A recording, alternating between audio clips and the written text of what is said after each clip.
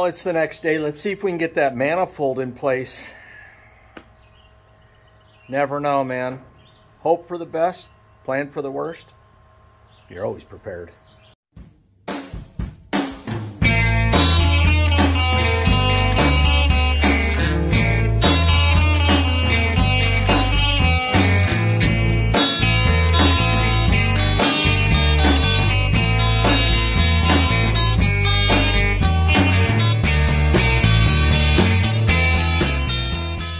Well, this just showed up. Copper spray a gasket, high temp sealant, and somebody in the comment section said, oh, I think that's only for head gaskets.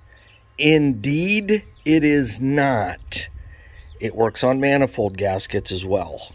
And just a reminder, I am using a universal stud puller, and you can see it's anti-seized, stained. I need to clean that up.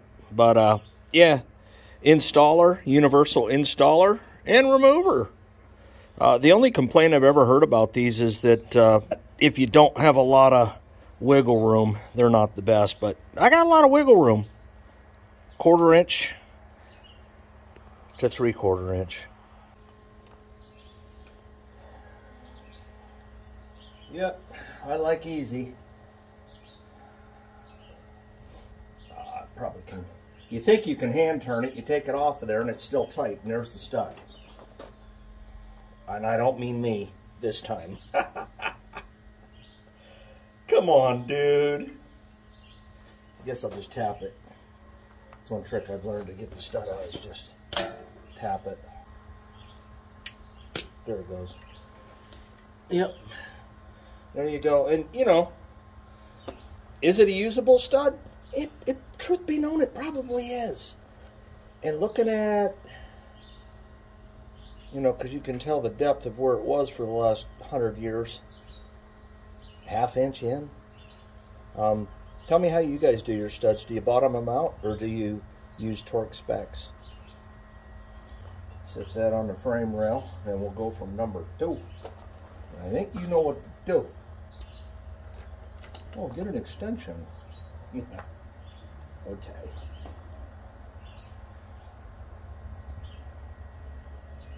Yep, and that one's coming too.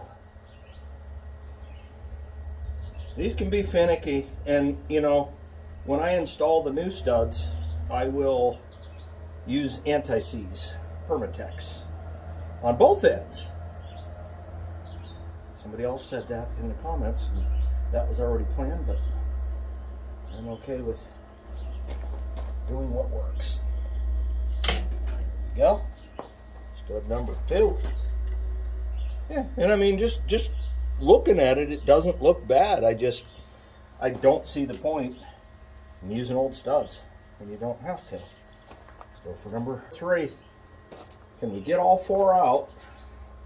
2 of them come out. Come on, baby. Don't be the wrong man. Come on. Come on, we don't want to party.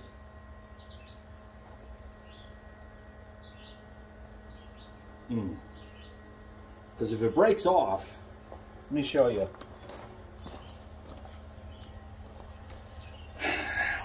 Most people just use the double nut system, and they don't even use a stud puller. But if it breaks off, let's say if it breaks off right here at the base and it's pretty flush with the block, okay?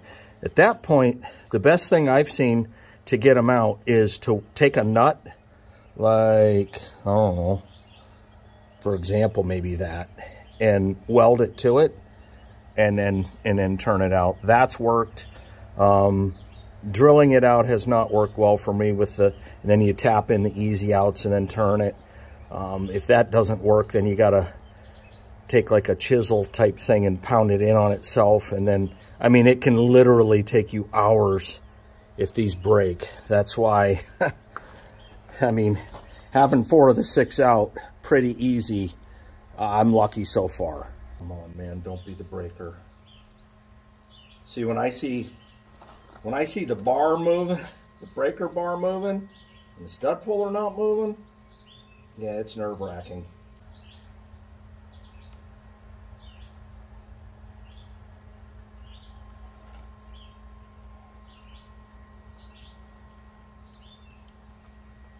You want to just go easy with it.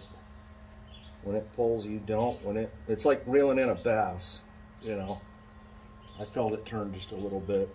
It's like reeling in a bass. When they pull, you don't. When they don't, you do. I'm not reefing on this thing.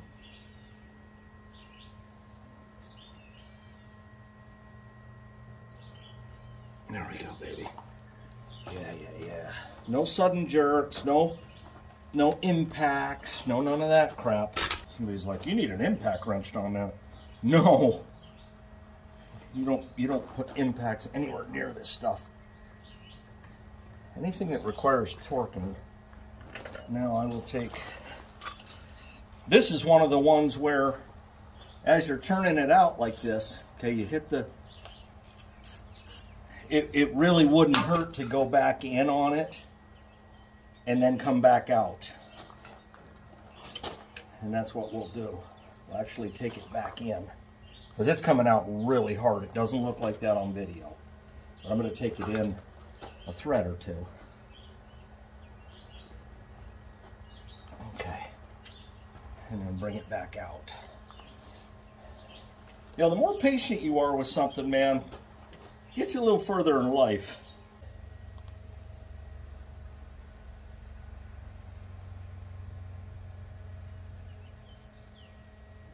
Yeah, it's moving. Moving hard. There's always one.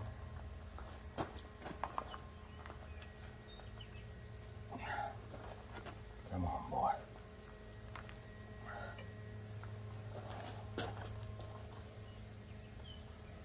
No sudden jerks or just a nice smooth reeling in that 10-pound bass with a breaker bar.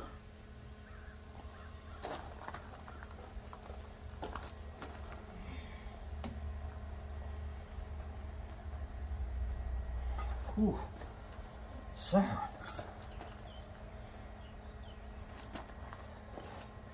Coming out hard, man.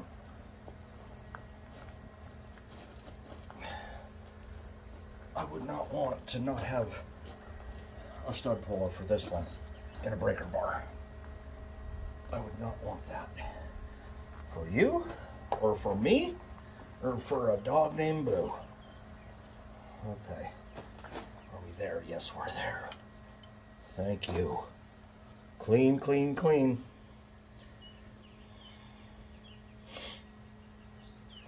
That one had me concerned.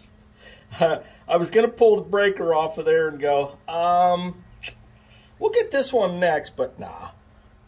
So let's say I'm taking this stud out, and I am, and it's really hard to get out. This will pinch, there's a roller here, and I'll show you, will pinch that stud tightly, okay? Now, let's say you get it out and you can't get the stud out of the stud puller. Put the stud back in. Yeah, you heard me right. Put it back into the hole. Screw it back in. Like this, I would take the breaker bar off, get it lined up, and then start turning it back in. And that will turn this the other way and just completely release the stud. So right here, let's see. That's what I'm talking about right there. This one isn't tight in there, but yeah, it swings this way to grip the stud or that way to grip the stud. And you just basically start going the other way and it'll release it. So yeah, last and hopefully least, stud number 4. It's really a good thing that I did do this because, like I said, there was some manifold gasket missing. Oh, you're gonna do me like that? Get you up here.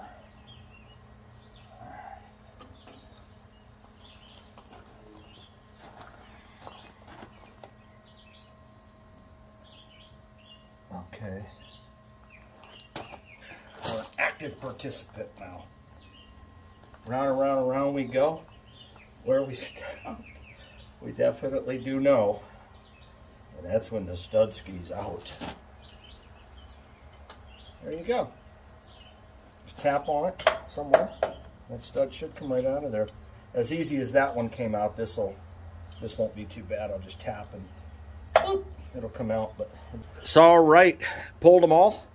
Let's insert the new ones. Actually, I gotta clean up a little bit better around the area, but yeah, other than that, we're ready to install. And not to digress too much, but I used a wheel chock turned on its side to stabilize the carb, the fuel line, throttle linkage. That way I don't have, that's just less monkey and I'm gonna have to do. Now, this gasket, I do have a new gasket for it, so I will change that out, but this one looks pretty darn good. So yeah, and another thing too is, like, check this out. Battle of the bulge right there. He cut that. It's too long. I mean, I just literally ordered the whole set for like 18 bucks. So yeah, that'll be changed out as well. But I did do some painting around where bare metal was. I wasn't comfortable with that. So in the meantime, it's time to spray the gaskets up with some copper spray a gasket. It's pretty simple. You don't need to cake it on. You don't need to be Picasso. First things first, shake this vigorously. I will spare you that. I recommend wearing gloves. Oh, and here's my new carb gasket. We will not be spraying that. Okay, first things first. Can't really go wrong with the first coat. Just a nice even coat. You see it's not even, just lightly hit it again. Good enough. Next one.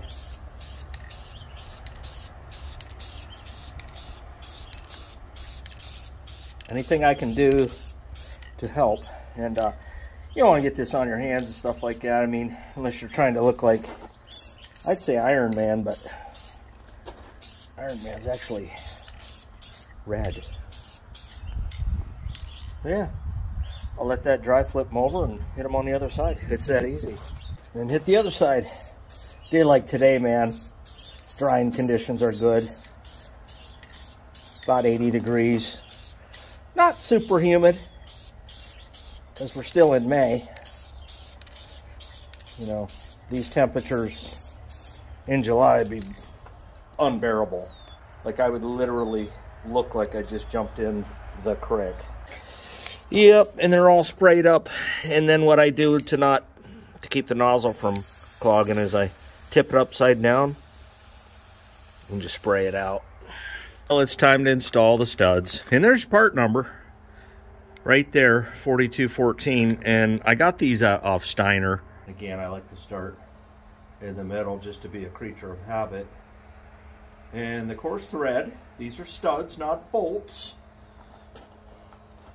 Fine thread and coarse thread, stud.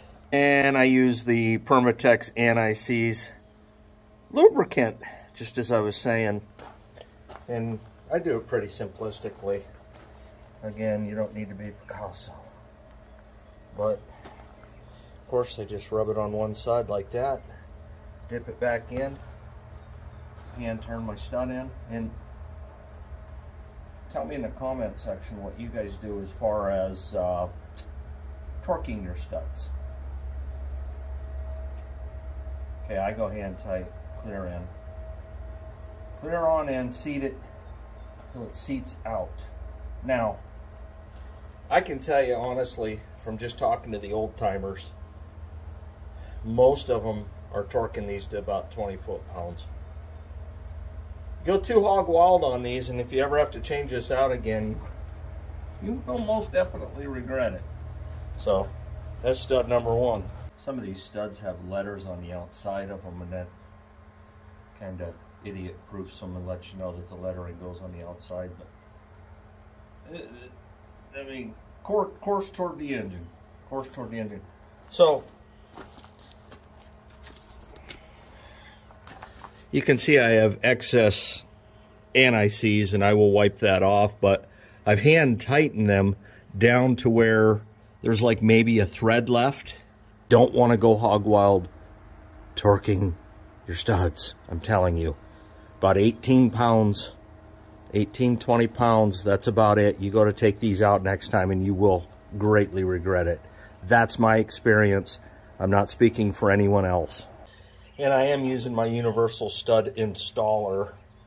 And all I'm doing is I'm lining it up on the stud itself, giving myself, making sure that, I'll call it the traction wheel on there is on the smooth part with about 1/8 of an inch of clearance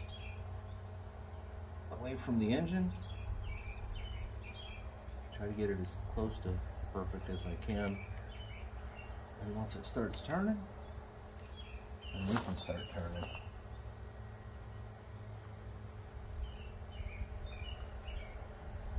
Yeah. And I'm not even on any threads at all. And it wouldn't matter anyways, because even if I did damage some of the inner threads going into or toward the engine, those aren't threads that are going to be used anyways. If you've done this long enough, you just know. And I'll check it on the torque wrench, and I'll bet I'm spot on. So let me wipe her on down and throw our gasket on there. Tell you one thing about that anti-seize. A little teeny weeny bit, and it goes a long ways from here to Florida and back. I mean, it don't take much to overkill it. That's for darn sure. Let's go get the manifold and throw that on there. Oh, and a manifold.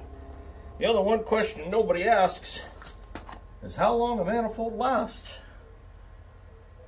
And that is kind of a loaded question.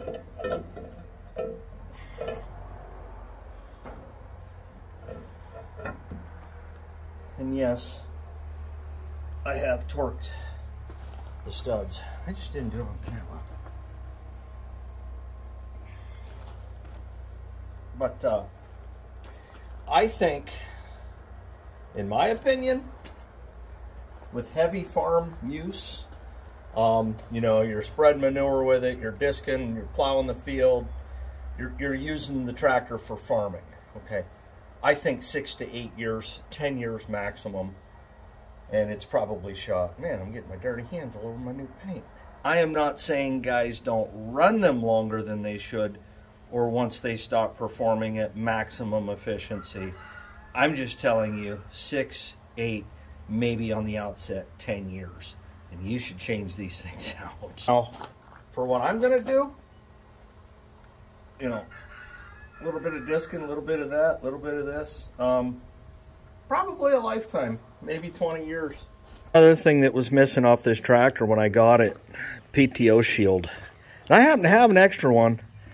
And for the life of me, I can't tell if it's specifically for an MTA. I think they just made them for M's and Super M's, and MTA was included. But yeah, I think I'm going to paint it up and throw it on there. Looks pretty good to me. It looks like it's as solid as it can be, and it definitely needs one. Oh, I've come to a standstill. My concept and idea was that I was going to use the used washers. And I got to thinking about it, and I thought, this is a torqued spec'd item, you know? And I want things to be precise when I put them together.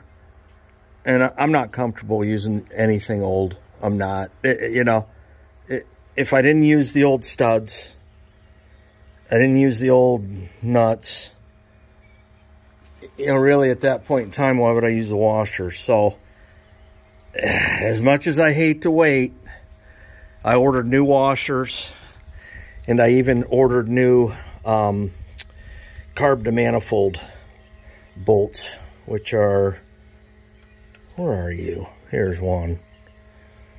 I even got new ones of those, so I don't know, man. You know, it really boils down to, you know, do things for the video and or do things for you in the long run. And at this point, I'm all about the long run. You know, two years ago, I might have slapped it together with old hardware. But that ain't me no more. And it ain't going to be me. So, yeah, that's where I'm at. That's what I'm doing. Wheel chock still working on its side. Well, that problem solved. PTO shield in place. I'll see you at the next video where we get this thing running and pulling and tugging and doing what Farmall SMTAs do. Yeah. This weekend we might go check out some serious red power. Never seen before on the channel. Maybe.